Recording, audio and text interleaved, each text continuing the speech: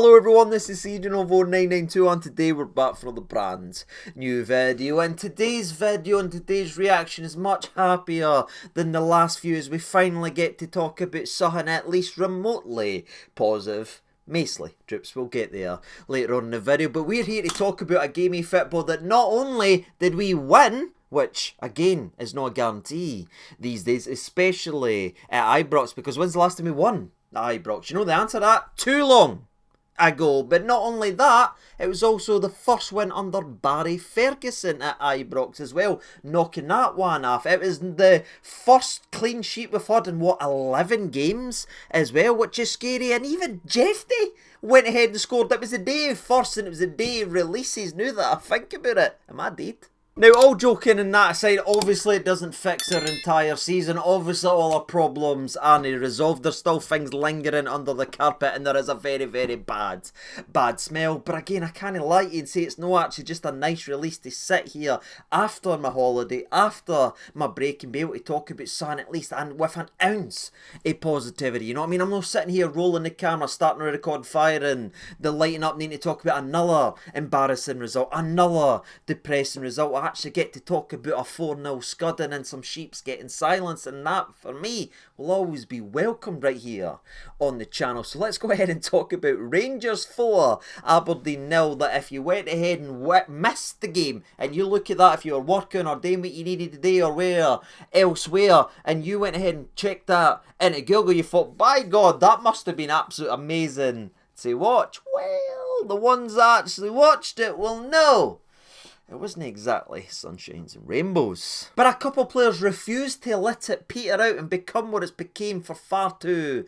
long. And again, the guy that is the massive flag bearer, the guy that is dragging this club forward, the guy that is leading by example by his own individual performances week in and week out and elevating those around him, is the man that's slap bang in the middle of the park by the name of Raskin. And I know you're probably sick to death of seeing this guy sit and talk about Raskin, but again, I don't know how to talk about these games and break these games down without mentioning Raskin at the front of the line each and every single time, because he pushes himself to the front of the line. His fingerprints are wrapped all over our games of football because he tries his absolute best to drive and lead this team. You know what I mean? He's not only our best performing player right now, but he is arguably playing like a captain. And I say that being a Tav fanboy for the last 10 or so years. But what Tav done, and I've defended right here on the channel, through some bad periods and through bad teams under bad managers and bad transfers, the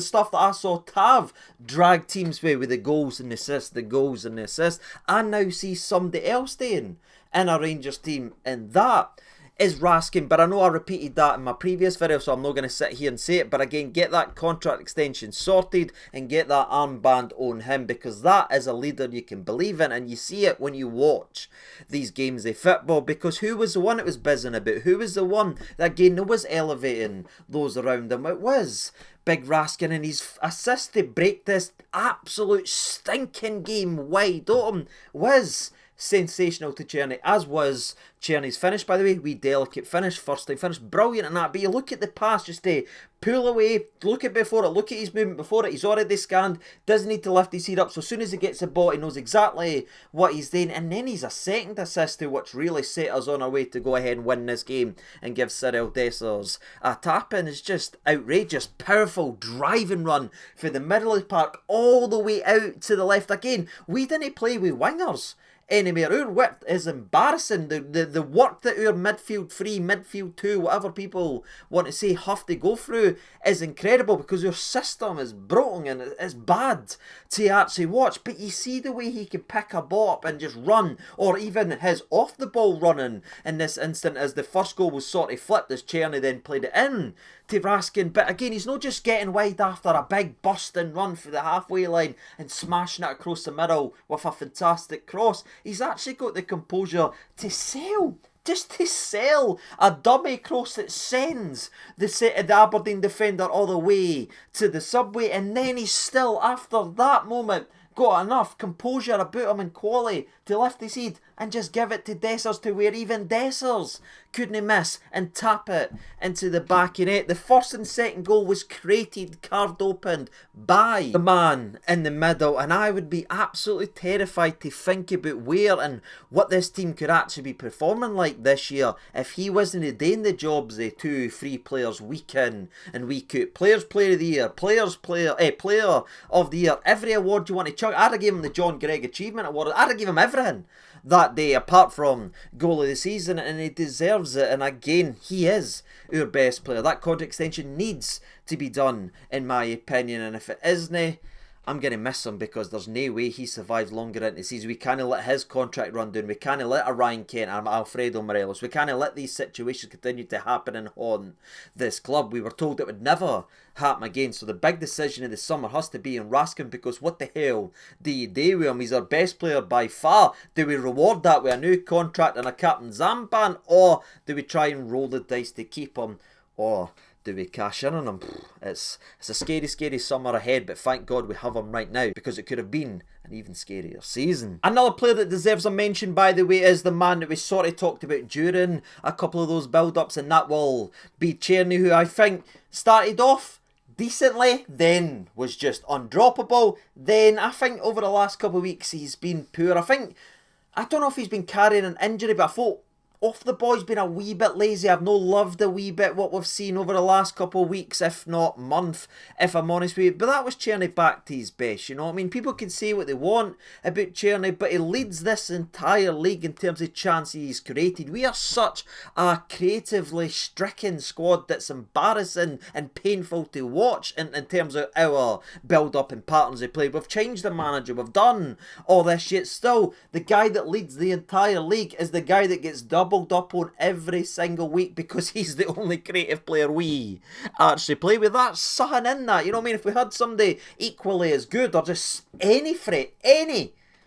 with the actual ball, any creativity down the left hand side, I think Cerny's numbers could be actually better, and maybe he wouldn't be blowing out his arse so much and be done and dusty the way he has been over the last couple of months if he actually had a wee bit of help. But it was good to see Cerny back to his best. Again, there will be conversation, should we keep him or no? Maybe we'll make a video on that if people are interested. We'll really dive into how well or how bad he's been in certain areas of his Rangers career. But on his 50th appearance so far for Rangers this season, he's went ahead and scored and grabbed a cheeky wee assist as he put it on a plate for jefte.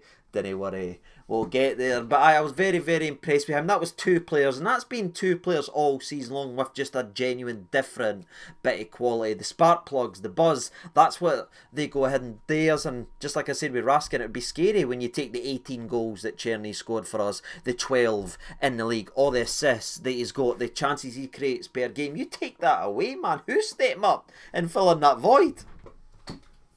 No one, troops. Because no one's anywhere near him. So we shouted to Cerny back to his best at certain stages of today's game. And the last little player I'm going to talk about is of course going to be Egaman. And I think Egaman's introduction and Egaman's impact today was highlighted, especially the way the game was actually going to go. It was horrific, it was depressing, it was sore to watch. Then we made a substitution at half time. Barami comes off as he was kicked for pillar to post, and probably should have been, well, it was on the end of a red card challenge, but it wasn't given for whatever reason from VAR, so he ended up getting substituted off. Then comes Igamane, and again Igaman's just got something a wee bit special. He can hold the ball, he can beat people, he can dribble, and he can score goals, man. What more could you ever ask for a number 9? And I know every Tom, Dick and Harry every 2.5 minutes is clickbaiting you with managers that could potentially be the next guy in a dugout to fill the dead air in between the weeks between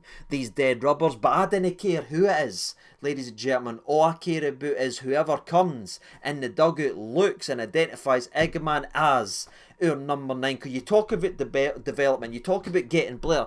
Look at where Raskin was at the start of this season to where he's actually finished, right? I know he missed a wee bit of time with injuries and that sort of followed his career, but he was sort of in and out. He'd have a couple good games, couple bad games, but he got back for that injury, changed his diet, got stronger, worked on other stuff, and now his overall game is significantly better. And do you know how that's happened?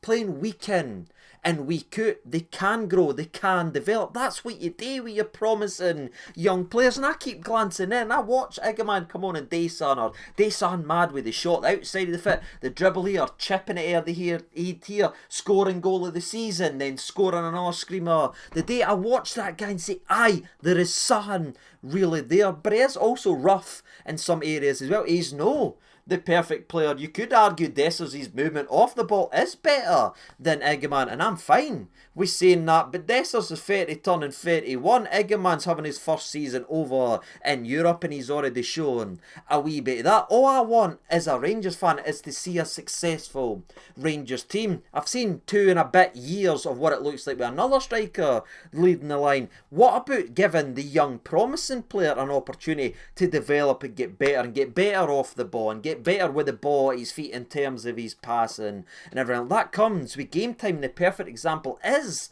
the likes of Raskin and how he's exploded into what he's been in this short space of a year. That's what we could have been doing with Egaman. That's what we should have been doing with Egaman, but he's still chipping away and showing his quality. But again, going back to my main point, the main objective from whoever this manager is, that is your number 9. That is your captain in the middle. That is who you go ahead and build around, in my personal opinion. That's the 2 first names in the team sheet. Everybody else is interchangeable. Everyone else has their moments, but the 2 nailed on starters that I would take from this season going in to next season is Raskin and Igamane, and I would love to know your thoughts and opinions on that down in the comment section below. But as you hopefully do get involved in today's video down in the comment section below, maybe even hitting the like button if you enjoy the channel, maybe even subscribing. I'm going to go ahead and get into the game recap, because the first half, it won't take us long. We won 4-0 the day, and that was all based on the fact that we played a second half absolutely at a different atmosphere and universe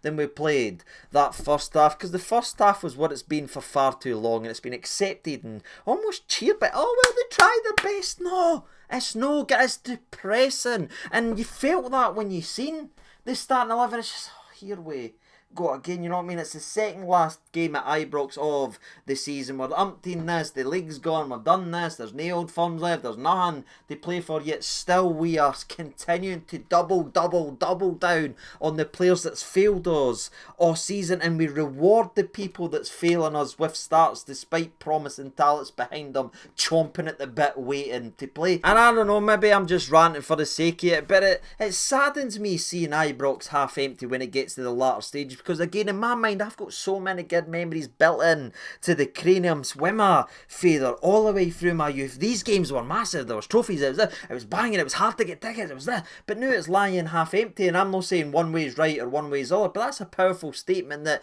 no more are we going to cheerlead failure, and no more is this acceptable. Nobody wants to watch this, and I know Barry keeps banging the drum of wanting the job and wanting the job and wanting the job, and that's why he's continued to pick the starting 11, but he's got it all wrong, and the coaching staffs go wrong, because there's no a lot of people actually out there that wants to see an exact same starting 11 going in to next year that's filled with A, B and C that he's continually played on a weekly basis despite the results and performances screaming otherwise. Nobody wants to see that, and you could see it with the way Ibrox was the day, and it's sad to see, because again, I've got so many good memories. That's the way that's built into that, and that has built a lot in my childhood out. But to see these games be as meaningless as and dead rubber like this, and nobody actually even want to watch the games right now because it is torture to watch. It's just a sad state of affairs. But again, it's the way the season's unfolded, and I think it's not only this season, but it's been a continued downhill this, and I thought that was quite a powerful statement that nobody wants to watch this crap anymore. And for the people that is going to be soon to be announced taking over this club, it's a massive statement as well that it isn't just here to line pockets. They're not just going to continue to buy stuff air and air again. People are letting their voices, or maybe their lack of voices, be heard these days. And again, you're no right if you went, or you're right if you're wrong. Support however you want, but again, we're talking about the end of the season here. Ibrox is half empty. It should never be that way, but maybe the players got what they deserved the day. And again, that was a half-empty Ibrox, because have they gave us anything more this season?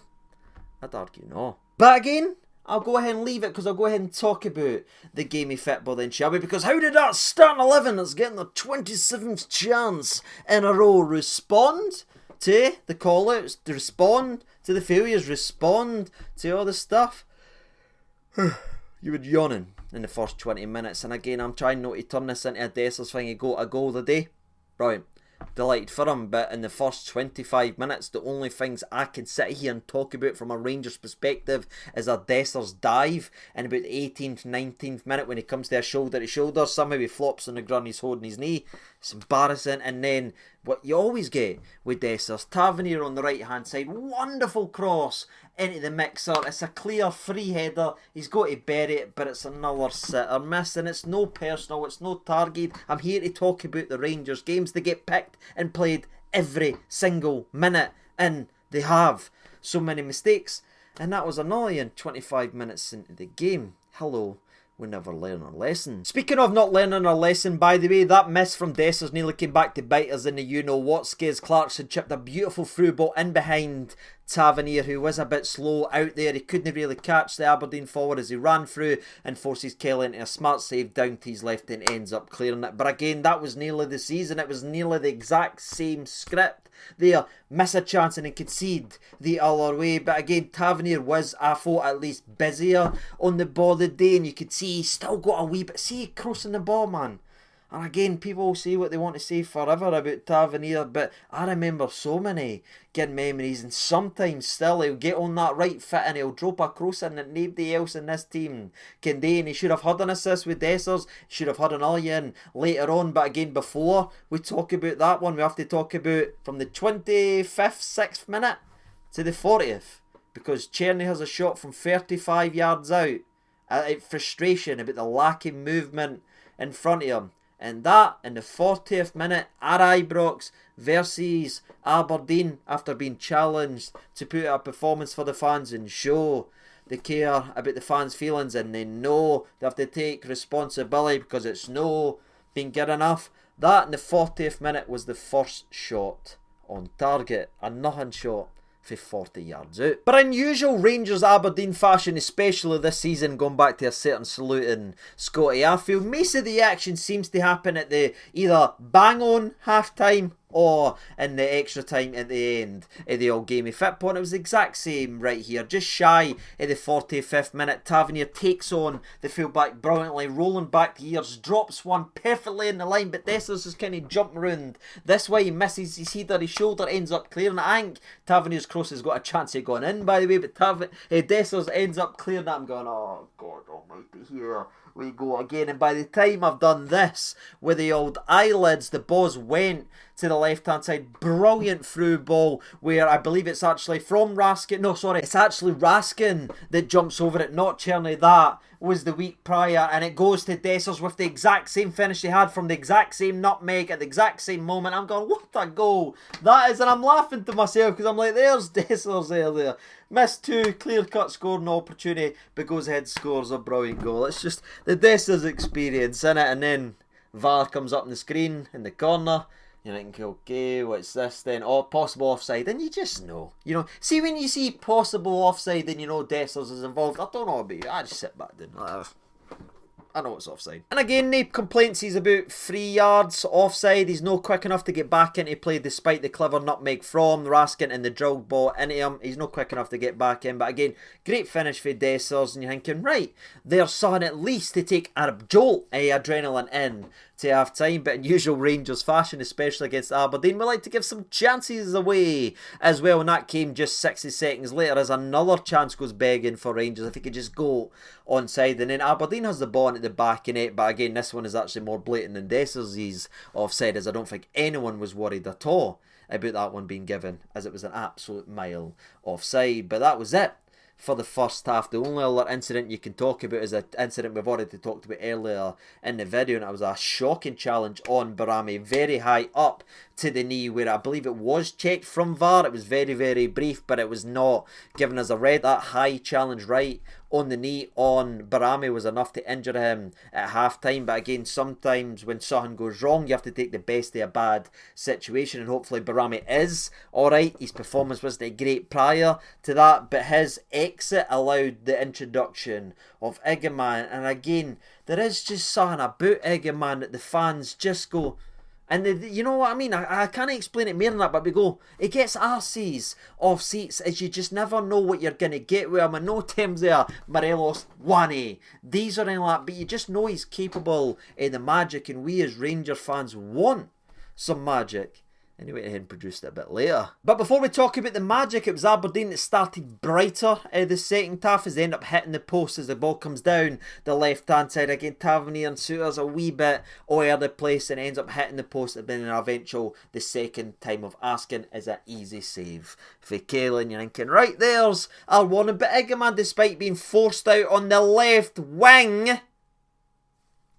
again, into it, picks out a beautiful ball, weighted to perfection, which isn't really Egaman's game, as I don't think he's very good on the ball in terms of his passing, but again, he's a young laddie, he will get better than that in time. But this time he weights it perfectly, Cerny, and Cerny's shot has ended up being very well saved as well, and it goes out for a corner from that resulting corner. Tavernier, wonderful delivery in to the mixer, but big Soapy can't get that big cinder block on target, and it's another big chance that goes begging, and it's probably the third perfect cross, you could say, from Tav that should have resulted in a goal. And Tavernier isn't back to his best, and he'll never be. His legs are just gone, right? It happens, you know, my father time is undefeated, but again, he is still making things happen on the occasion, and on another day, he would be sitting there with 3 assists and everyone would be going stat crazy.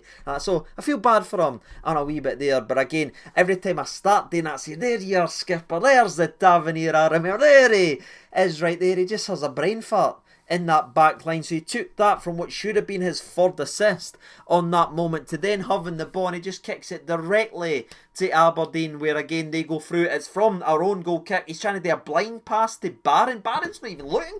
Go back, what? Barnes here. The ball comes from behind him. It's a brain fart for Tav, but thankfully Aberdeen overplay, and then the double shot is ended up very well saved by Kelly, or that would have been a slap in the old dish. And again, it'd have been cruel, but Tavernier's just got these wee moments, and they happen a wee bit more. They still happened previously. I'm not pretending he was the perfect player, but he was scoring 20 goals a season. He was getting 20 assists a season. Now the goals have dried up. Now the assists are dried up, as the forwards that he's playing with are significantly worse than what he was previously supplying on, putting shot and crosses on plate. So now all that's really left, and all you really see these days, is these mistakes, and it's making him seem like a worse player than he actually was, in my opinion. But I made the video I made in the summer, and I said it was the time for Tavernier to leave, as I felt this season was going to be bad. He's probably just stayed a year early, but that's the story of Tavernier there. Could have had an assist, but ends up making a blunder and a brain fart at the back. But thankfully, and almost against the run of play, it was Rangers that went ahead and opened the scoring with, again, wonderful ball, just drilled right to feet. Great run as well, and I like when we had actually Dessers here, he does well here, and so does Egaman, as they're occupying defenders. See, when you've got good attacking footballers on, defenders need to pay attention to them. No slot in the middle, or having 75 defenders on and 58 defensive midfielders. When you've actually got attacking players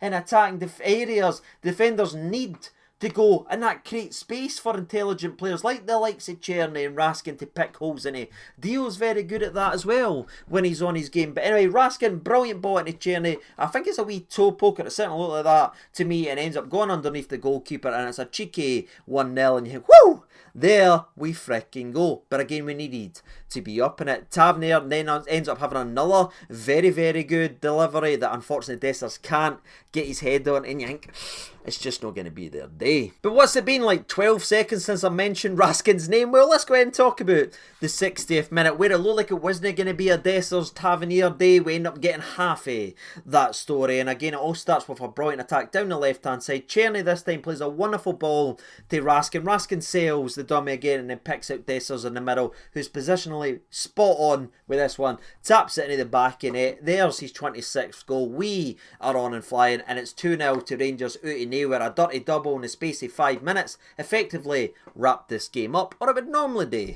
Ibrox especially being 2-0, but with that back line that again breaks all these poor defensive records, and it's the worst defensive record we've ever had in the top flight, you just never know. And you need that third goal. You need a spark. You need a bit of magic, and the wee Moroccan went ahead and delivered. It is worth noting, by the way, that it was Aberdeen that was pushing at this point, and just before Egaman went ahead and scored the screamer, Aberdeen should have made it 2-1 as the ball comes in to the mixer. I think Soapy just gets caught underneath it. Tavernier's no really marking anybody. It drops right to the back post, but thankfully the Aberdeen player, I think this one is Clarkson, ends up ballooning it air the bar, and it's a very thankful gift from Aberdeen to Rangers that I cherish quite brightly, especially the way we end up going in. Maybe say, backing up something that we've talked about before, the actual attack starts with a counter. Egaman, brilliant strength to turn his man. He's then got Dessers in front, I believe it's Cerny, and I think it might either be Raskin or Jefte bombing doing the left, but ends up